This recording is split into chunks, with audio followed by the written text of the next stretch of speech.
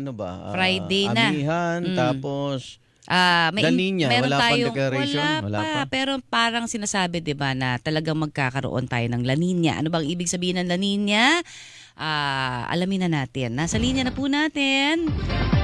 Ayan, Mamaya-maya. yan, Ayan na. nire-redial pa. Oo. Sige, sige. Pero alamin natin kasi sinasabi 'di ba nakaambang na La Nina meron daw tayo.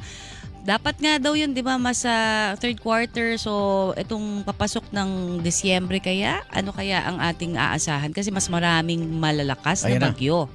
Ayun na si Diba? Annalisa Solis, Chief Oo. ng Climate Monitoring and Prediction Section ng Pag-asa. Miss Solis, Good Igan at Connie. morning! Good morning. Morning po, Ms. Connie and Sir Igan at sa lahat po ng nanonood ng kikinig ng DCW. Tuloy pa ba Oo. sila Nina? Kailan pa ba deklarasyon yan? Apo. Miss Connie, Sir Igan, so as of now po, still nakataas po yung La Nina-like conditions natin. Ibig sabihin po kahit hindi po natin naaabot yung tinatawag na threshold para sa magiging ganap na La Nina. Pero yung La Nina-like condition, yung epekto ng pagkakaroon ng La Nina ay nandito po sa atin. At yung po mga nararanasan natin ng maraming pag-uulan at mga maraming bagyo at malalakas na bagyo, yan na po yung tinatawag nating La Nina-like conditions na ipinalabas ng Pag-asa since Light. October. Teka, La La Nina light. Nina-like conditions. Pero sa totoo lang, pagka sinabi ho natin na La Nina na, ano ba ang kumbaga criteria doon, 'di ba, para sabihin na meron na talaga? Kasi sabi nyo, La Nina-like pa lang eh. So yung mga bagyong sunod-sunod na malalakas, indikasyon na 'yan, hindi ba? Pero ano pa ba ang dapat madagdag doon para sabihin na talagang may La Nina na? Yes po, Miss Connie. Yung ating pong indicator is yung tinatawag na malawakang paglamig ng temperatura ng ibabaw ng dagat na malayo sa atin, yung Central at Eastern Equatorial Pacific, whereas medyo mainit naman po yung sa ating karagatan na malapit sa atin. So yung pong threshold na pagiging unusual cooling dun sa dagat Pasipiko na malayo sa atin, hindi po na-attain yung threshold ng La Nina. Okay. Whereas yung unusual naman po na warming na kabaligtaran na pag-init naman ng temperatura ng malapit sa atin, yun po yung mataas ang indikasyon na La Nina-like condition dahil yun po yung nakikita nating nagbibigay ng impact dito sa atin. That is why yun po yung ibig sabihin natin na hindi nami-meet yung threshold ng pagiging La Nina na unusual cooling, pero yung unusual warming na malapit sa ating karagatan, yun po ang ating nakikitang indikasyon at yung pong impact nito ay nararamdaman natin.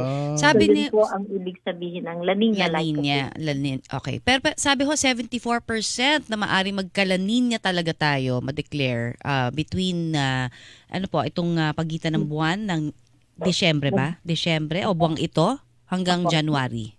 Tama po kayo. Between November, December, January at posible po ito mag-persist until first quarter po ng January, February, March 2025. So ang ibig sabihin po lang nito ay kahit po hindi tayo mag-issue ng La Nina Advisory, nakataas pa rin po ang La Nina Alert sa ating Pag-asa at La Nina-like condition po yung ating nananalaytay. Lalo na po yung unusual warming sa Tropical Pacific na malapit sa atin. Okay, so mas marami pa tayong bagyo na dadaan. Ganun po ba yun? Inaasahan from this month until next year?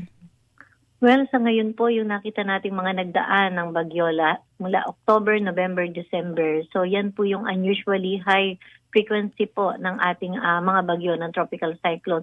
Kahit po nung September, actually naka-anim po tayo na bagyo. So yan na po yung increased frequency dahil sa bilang ng bagyo. So ngayon, by end of this year, possible pa po mga 1 hanggang 2. At may mga chances pa rin po kaysa normal yung pagkakaroon ng bagyo, at least 1 sa pagdating ng January at February. May pangamba ba doon? Kasi mismo ang NASA, 'di ba, naglabas sila ng statement na parang ngayon lang nila nakita yung ganito karaming bagyo. Yes po, Miss Connie. So ibig sabihin lang po niyan, although sinasabi nating sa ating trend ng bilang ng mga bagyo, bumababa po dahil usually 19 to 20. So ngayon nakakalabing-anim tayo, nung isang taon kokonti lang din po yung ating natanggap. Decreasing trend sa bilang ng bagyo, Oo. pero increasing trend naman po dun sa mga bagyo na magiging intense or nag-intensify. So, mas And- malalakas pero mas konti. Ganun ba Yes yun? po, tama po. So Oo. historically, ay mas marami po ang typhoon category dun po sa lahat ng mga nagdaang bagyo dito sa ating bansa. Pero yung pagdating sa baha, Hmm. anong Opo. epekto ng La Nina?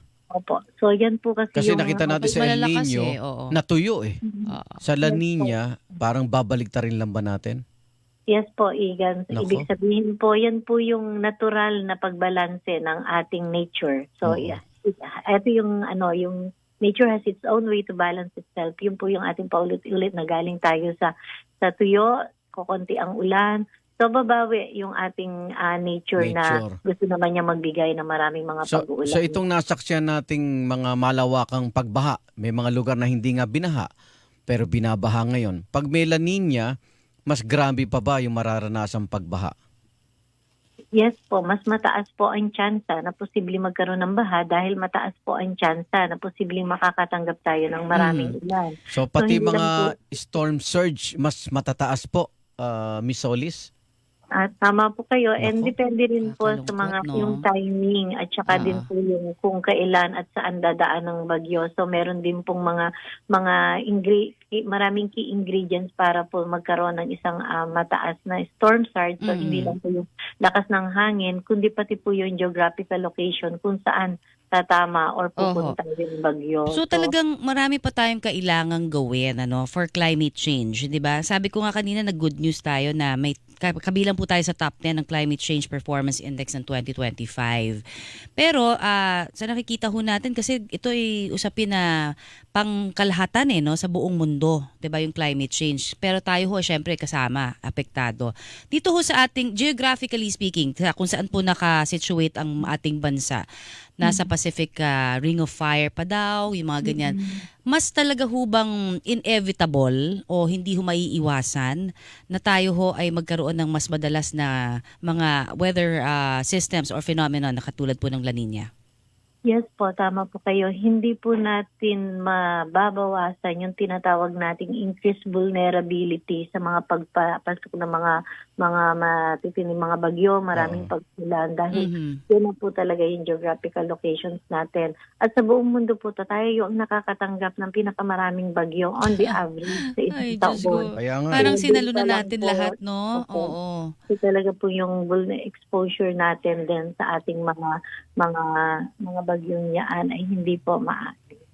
Yun yung Okay. natin Wala tayong magagawa. Lokasyon na ang problema, di ba? Hindi, basta nandyan ang Sierra Madre. Oo, yun Di ba? isa. Oo, Miss Solis, nakakatulong. kahit pa paano meron tayong kakampi rin sa May kalikasan. binibigay naman na protection lagi ang At Diyos. syempre Oo. panalangin. Oo. Miss Solis, wala tayong nakikitang weather system ngayon sa Pacific Ocean? So ngayon po wala naman po Wala. tayong Ay, salamat, Lord. monitor na bagyo. Mm. Although meron pong dun sa ating 2-week potential forecast ng bagyo ay may possible po na potential pa lang pero Oo. hindi pa po siya yung Nabubuo. possible na mabubuo. Pero nagkakaroon na rin po ng low to moderate likelihood na posible pong magkaroon at least first week ng December or katapusan. nito Pero na di ba may amihan na baka hindi na naapektuhan yung pagbuo niyan, di ba? Kasi po, Sir Igan, yung pong amihan, yung pong lamig ng temperatura ang nagbibigay sa atin at yan po ay nanggagaling dun sa mainland na China, yung China. tinatawag nating North Pacific High. Oo. Whereas ito pong mga bagyo naman ay nabubuo dito po sa dagat Pasipiko na lumang mainit yung temperature, mainit ang dagat. Hindi pala So, magtatagpo, ano? Opo. So yung amihan, siya po yung magdidikta naman dun sa potential possible track ng bagyo. Ng Kung bagyo. sakali po magkaroon ng bagyo. So posibleng bababa siya compared dun sa mga nakaraang track ng ating bagyo. Sana Grabe. magdasal na tayo ngayon pa lang, wag nang magkabagyo ng grabe, di ba? Grabe Huwag lamig, na magkabagyo. Oo. Grabe lamig, Ano? Lalamig pa next year. Oo, Di dahil ba? January, February yan, di ba, yung kasagsagan ng amihan. Iniiwasan ko na nga, Miss Solis, yung mag-wet your lips eh. Kasi sumasakit Nadadry na ka yun. na. Ng... Dry yung hangin, di ba? Uy, Pero gamitin malamig. mo yung eh. binigay ko sa'yo. Oo nga, oo nga, ha? oo nga. Pang ano yun, para sa mga dry lips. Ingat yan. din kayo dyan sa Pag-asa, Miss Solis. Salamat po sa pagpapaliwanag at na Thank you. edukasyon. Thank you po, Ingat po. ma'am. Oo. At salamat sa inyo pong pagserbisyo lagi pag may mga bagyo. Thank you. Salamat po. Good morning. Si Miss Annalisa Solis po yan. Siya ang hepe ng Climate Monitoring and Prediction Section ng Pag-asa. Tama na.